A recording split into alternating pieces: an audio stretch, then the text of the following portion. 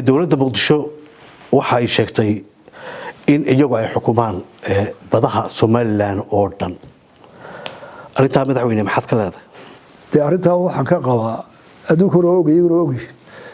ilaa 1990kii markii dowladdii lixdii lagu midoobay ay duntay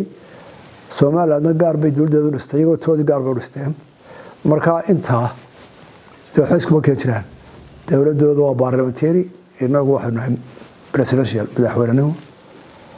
laba baarlamaan kala gaar ah leeyahay laba dastuur baynu kala leeyahay adduunyada kala mucaamilada marka meel ay ka soo gali karaan ma jirto laakiin bari waa la bidoobay oo anagu adduunka ictiraafay inta adduunka way ka iibiya laakiin deesha kuma laha mala xoog ku hadana maanta ma haya madaxweynaha Soomaaliya Xasan Sheekh Maxamuud waxa isku aragteen Djibouti ka hor intii aydan Itoobiya heshiiska gelin waxa lagu maqaalaa madaxweyne Xasan Sheekh